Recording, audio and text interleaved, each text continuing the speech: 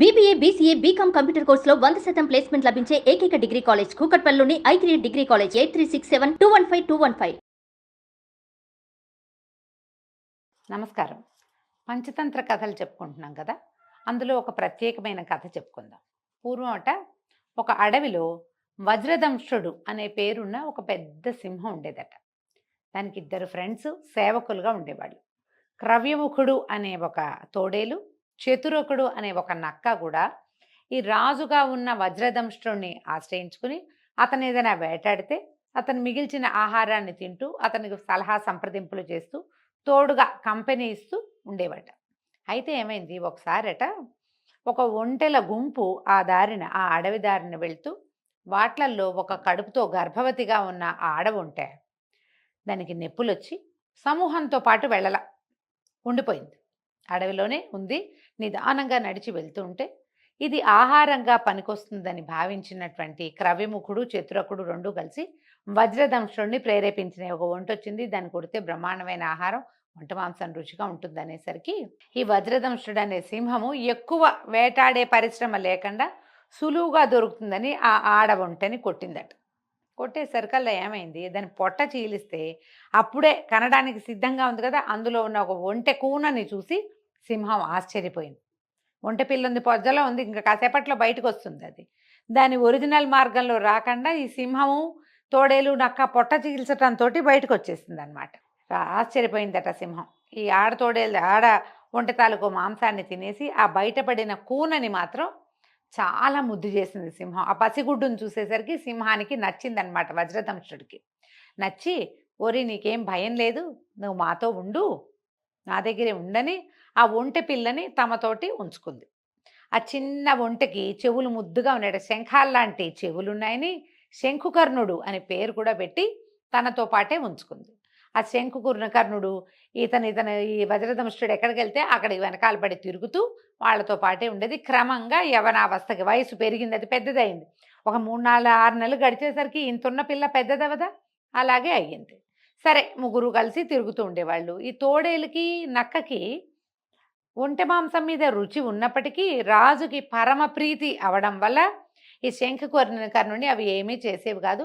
అది కూడా ఆ గడ్డి తింటూ, ఆ చెరువుల్లో నీళ్లు తాగుతూ, వాళ్ళ ముగ్గురు మాంసాహారం తింటుంటే తను శాకాహారం తింటూ వాళ్ళ వెనకాలబడి తిరుగుతూ ఉండేది. కొన్నాళ్ళు అయ్యాక ఏమైంది, ఆ అడవిలో ఒక మదోత్కటం అనే ఒక పెద్ద ఏనుగు ఉందట, ఒక గుంపుకి రాజు. ఆ ఏనుగుకి ఈ వజ్రదంష్ట్రుడనే సింహానికి రెండిటికి యుద్ధం జరిగేసరికి ఆ ఏనుగు దాని పెద్ద పెద్ద దంతాలట వజ్రాల్లాగా ఉన్నాయట, అంటే వజ్రాయుధంలాగా ఉన్నాయి. వాటితోటి సింహాన్ని పిచ్చి పిచ్చిగా కుమ్మేసింది. అది సింహానికి దెబ్బలు తగిలేసినాయి, దానికి ఓపిక లేదు. బతుకు జీవుడా అని పారిపోయి వచ్చేసింది. పారిపోయేసరికల్లా ఒక 3, 4 రోజుల పాటు ఒళ్ళంతా నొప్పులుగా ఉన్నాయి. అది ఆహార స్వీకారం చేయలేదు, దానికి ఓపిక లేదు. ఓపిక లేకపోతే మరి అది ఆహారం అది కొడితేనే ఈ 2 జంతువులు తింటాయి, తోడేలు, నక్క.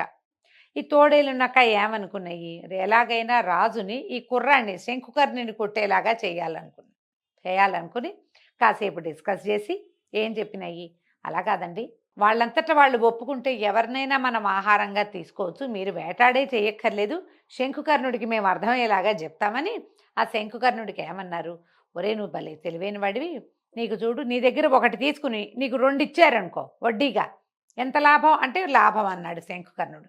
ఎవరైనా సరే రూపాయికి 3 రూపాయలు ఇస్తే మనకు లాభం కాదు, నీ దగ్గర నువ్వు రూపాయి ఇవ్వు, నేను నీకు 3 రూపాయలు ఇస్తా అంటే అనేసరికల్లా ఈ శంఖుకర్ణుడు అన్నాడు, అంత వడ్డీ వస్తే చాలా మంచిది, చెప్పండి ఏం వడ్డీ ఇస్తారో, ఎలా ఇస్తారో చెప్పండి అంటే వీళ్ళు ఏమన్నారు, క్రవ్యముఖుడును, చిత్రకుడు, నువ్వు కంగారు పడకు, నీ ఒంట్లో నుంచి ప్రభువుకి ఆకలిస్తోంది, ఇంత మాంసం ఇవ్వు, ప్రభువు నీకు 2 మాంసాన్ని ఇస్తాడు అనేసరికి ఇది మాంసం నేనేం చేసుకుంటాననుకోలేదు, దాని తెలివి తక్కువతనం అనమాట ఆ ఒంటె, ఆ శంఖుకర్ణుడు.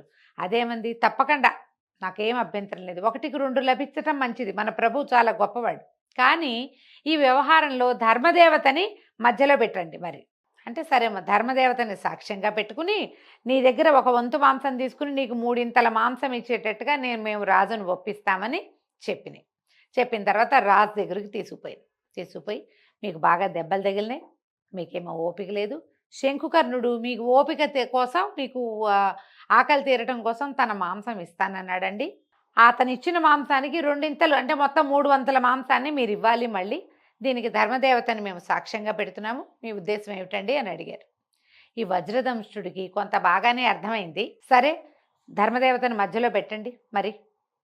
ధర్మం ప్రకారం శంకుకర్ణుడికి ఇచ్చేస్తాం మాంసం అని చెప్పింది.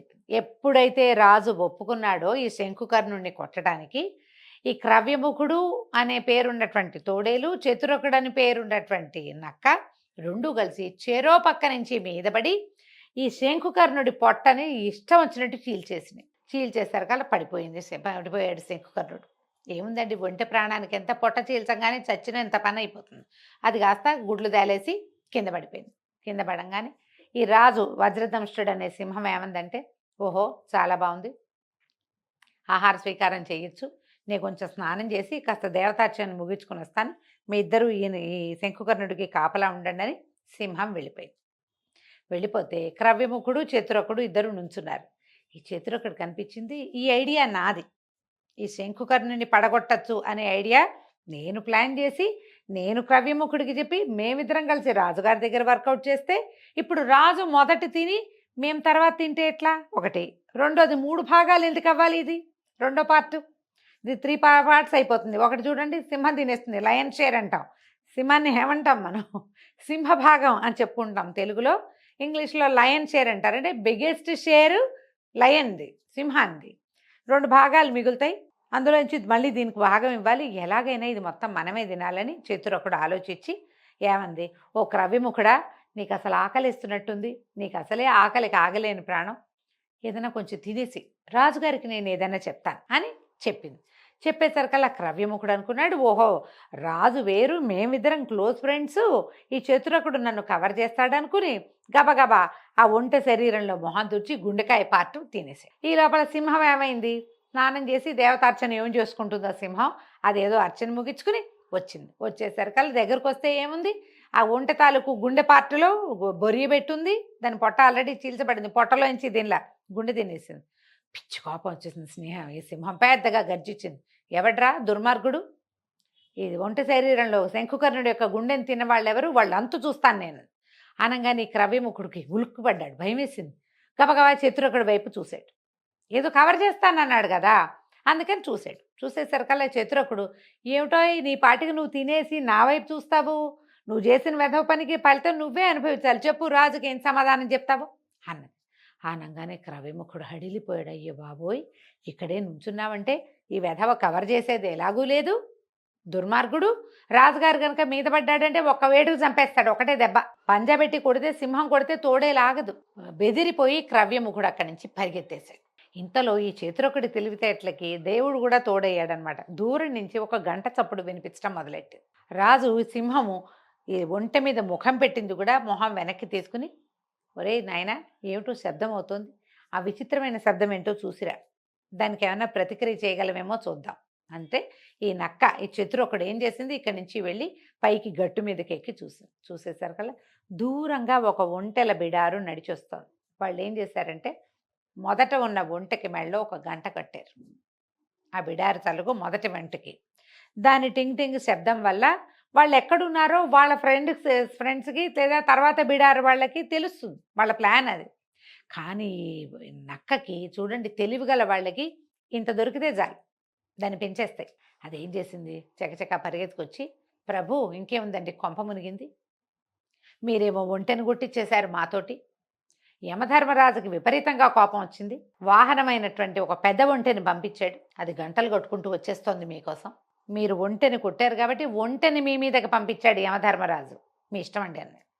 అనగానే భయం వేసింది సింహానికి, అయ్య బాబోయ్, ఈ ఒంటెని చిన్నప్పటి నుంచి పెంచి దీన్ని కొట్టేశానని, దానికి చావు ముంచుకు రాకముందే నేనే చంపేశానని యముడికి కోపం వచ్చింది. ఇప్పుడు ఈ గంట మోగించు, ఆ శబ్దం వస్తోంది, వాడు వచ్చి మీద పడతాడో ఏమిటో అని చెప్పి ఒక్క దౌడు తీసింది అక్కడి నుంచి. సింహం కూడా పరిగెత్తగానే, ఒంటలు ఏం చేస్తాయి, ఒంటలు ఏమీ చేయలేవు, వాటి దారిని పోతాయి కూడా. ఈ నక్క ఈ ఒంటె శరీరం దగ్గర కూర్చుని, ఈమె శంకుకర్ణుడి దగ్గర కూర్చుని చక్కగా ఫ్రెష్ మాంసాన్ని శుభ్రంగా ఆరగించి తర్వాత దాన్ని ఈడ్చుకుపోయి ఒక పొదల మాటను దాచిపెట్టుకుంది. తెలివితేటలతోటి ఇతరులకి ఆహారంగా ఉండవలసింది లేదా ఇతరుల వల్ల పంచుకోవాల్సింది అయినటువంటి ఆహారాన్ని తనొక్కటే తినే ప్లాన్ చేసుకుంది. తెలివిగా ఇలా చేయాలి. మాంసం తింటామని కాదు కథ. ఏదైనా సరే ప్రతిసారి ఒక స్పాంటేనిటీ ఉండాలి. మనది విజయం అవ్వాలంటే మనకి ఎంత స్పాంటేనియస్గా ఆలోచనలు వస్తాయి, ఎంత బాగా వాటిని ఇంప్లిమెంట్ చేస్తాము అనేదే చాలా ముఖ్యమైనది. ఇప్పుడు ఇందులో నక్క కన్నింగ్ మనకు తెలుసు, కథలో కూడా అదే కనపడుతోంది కదా. కన్నింగ్గా ఉండాలా, కన్నింగ్నెస్ కరెక్టా అని ఒక ప్రశ్న వస్తూ ఉంటుంది మనకి. అప్పుడప్పుడు కన్నింగ్గా ఉండొచ్చు, కన్నింగ్గా ఉండాలి కూడా. ఇలా కూడా మీరు యాక్ట్ చేయాలని రాజకుమారులకి చెప్పటం కోసమే విష్ణు శర్మ గారు ఈ కథని తెలియజేశారు. అంటే ఏ పరిస్థితి వచ్చినా దాన్ని తనకు అనుగుణంగా మార్చుకోవటం. ఇందులో వాళ్ళని మోసం చేయటము, కన్నింగ్గా బిహేవ్ చేయటము అనేది కాదు ప్రధానమైనది. ప్లాట్ అది కాదు ఈ కథలో.